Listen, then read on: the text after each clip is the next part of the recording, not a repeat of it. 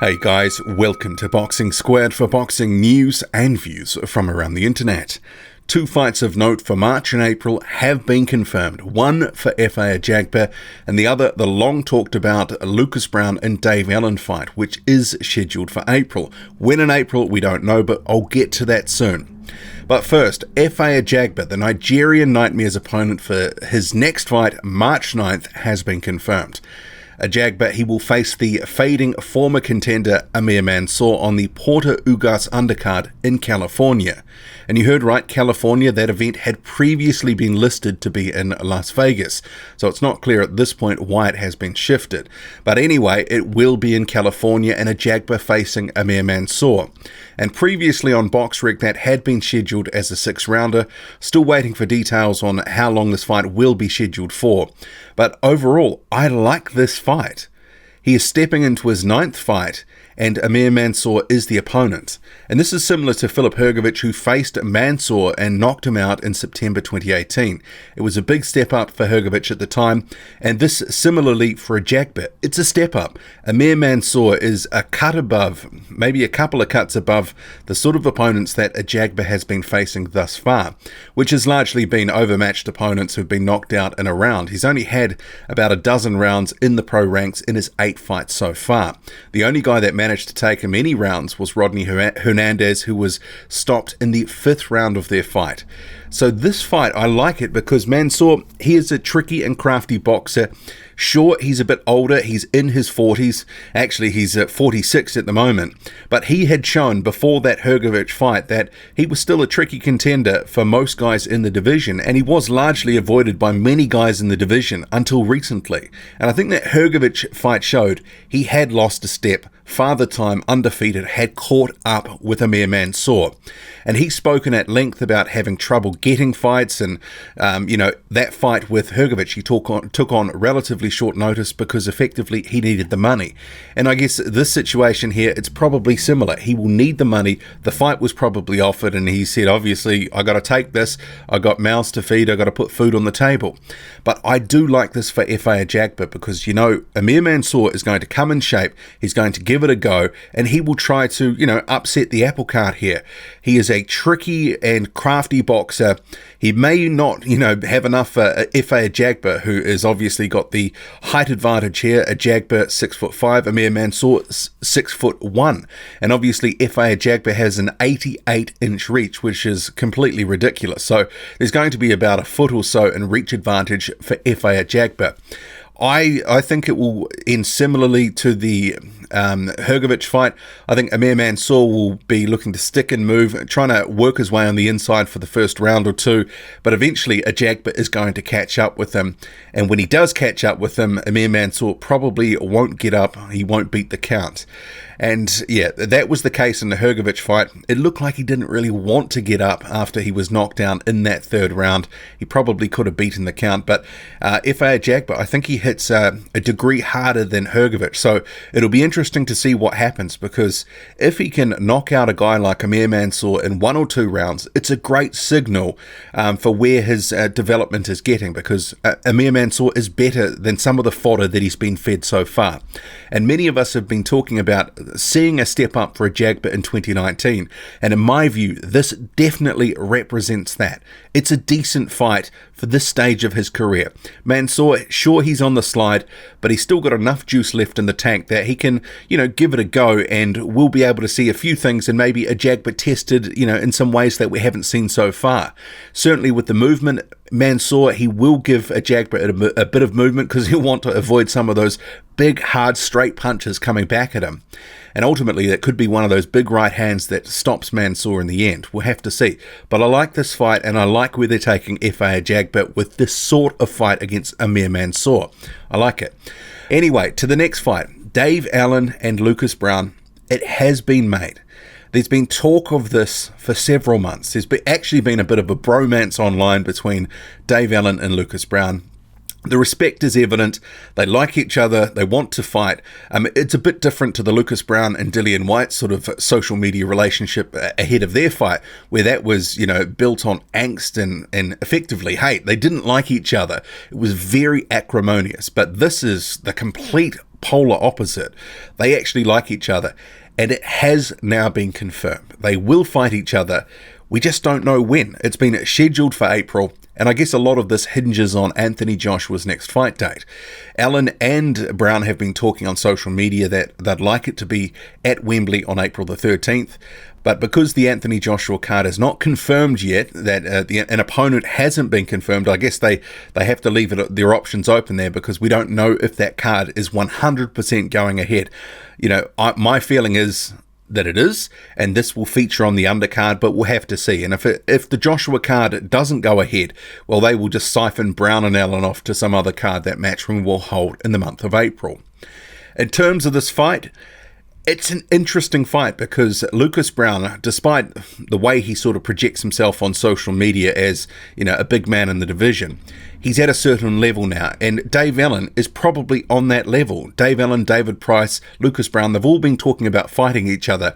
It's that sort of second or third tier that they are on that level. And Allen and Price seem to realise that, but Lucas Browne doesn't. He seems to think he's going to work his way through all these guys and then into some massive big money title fight at some point, either this year or next year. I just don't see it happening. But I like this fight because, these two guys, they're a bit flat-footed. They don't really do too much in there beyond throwing punches, hard punches. And Lucas Browne, he can punch. And Dave Allen, he showed against Nick Webb, he can punch. And against Bracamonte, who showed a pretty good pair of whiskers, Allen can punch. I actually think this comes down to whoever can land, a couple of telling shots early, get ascendancy, and they'll probably knock the other guy out. Or at least, put them in a position where they're going to start dominating. In my pick, and I've been saying this for a while, I think Lucas Browne is a knockout waiting to happen. He doesn't realise that. He seems to think that that performance against Dillian Whyte was, because he wasn't in the right mental space and he hadn't trained properly. And sure, that was a factor, but he's got a dodgy chin. He is going to get knocked out. He is approaching 40. He's not going to get any better. He was hurt in his most recent fight against Julius Long. I actually think he will get stopped by Dave Allen, but I'm predicting a body shot. I think a body shot is going to hurt Lucas Browne and put him down at least for a count, but we could well see another Nick Webb style of knockout against Lucas Browne. Dave Allen, he can punch when he lets his hands go, and one of the criticisms of Dave Allen has been that he kind of walks forward and doesn't do too much, but more recently he's been throwing his hands and he's had a bit more success. He's been on a little bit of a win streak recently since getting battered by Tony Yoka over 10 rounds.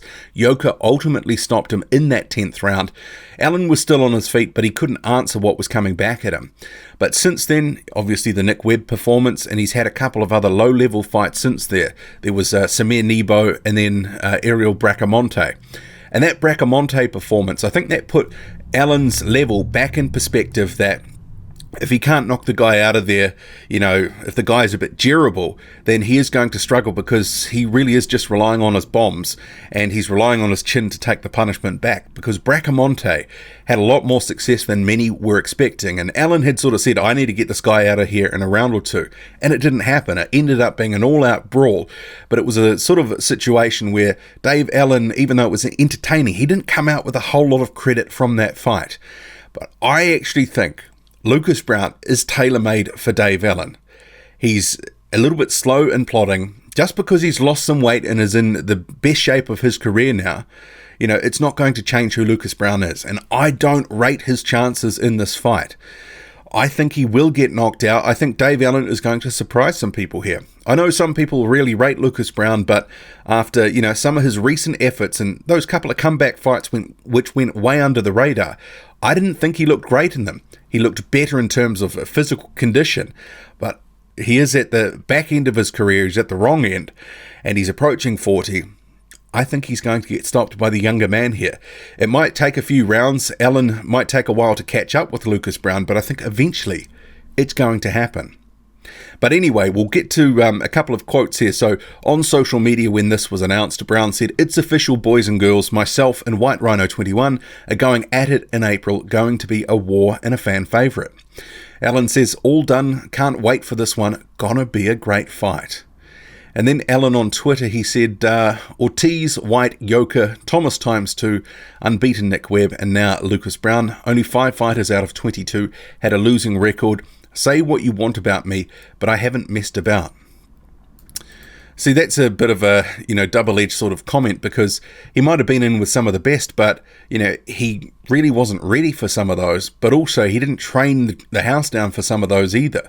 Some of the condition that he's come in recent fights where he's admitted he barely trained, I mean, that hasn't showered him in glory, but he is promising to train for this one. I'll come to a couple of comments soon. And Eddie Hearn, he is saying, while you wait for heavyweight news, here is one that has been made. David the White 1 will fight Lucas Browne in April in the UK. Full details announced shortly. And there was actually no press release issued by Matchroom on their website for this, which obviously with some of the flux around the Anthony Joshua date and, uncertainty around who he will be facing, they will want to keep details to a minimum at this point. But clearly they want to get ahead of an announcement to get this out there so people can know about it. But Dave Allen, he's spoken to Sky Sports and he said, "Eddie rang me earlier today. Everything is sorted apart from the venue. That's it. We're just waiting on the venue. It's between 2 or 3 places and dates. I would fight Lucas Browne in a phone box, and that's all we're going to need. It doesn't matter. Wherever the venue, whatever the day is, I'm happy. I'm going to have a proper 10-week camp. My weight is less than the Bracamonte fight already, and I weigh around 17 stone 5. I'm not going to attempt to box him. I'm going to break him down. The winner becomes a player in the heavyweight division. The loser is back to step 1, but the winner is in line for a huge fight, much bigger than the Commonwealth title." Yeah, it's debatable about whether they're going to be a player in the heavyweight division, whoever the winner is in this one. I think really it just sort of keeps them afloat and in the conversation for a bigger fight, but how much bigger, I'm not sure. I guess the talk of a David Price fighting the winner of this one, I actually kind of like that because, like I said, they're kind of all on the same level. But Dave Allen, he's game. Lucas Browne, he's game. Good luck to them. I think Dave Allen wins this one. Not everyone's going to agree with that opinion, but we'll have to see. What do you make of it all? Drop a comment loud and often. Hit like, hit subscribe, follow me on Twitter, boxing_squared. I'm out.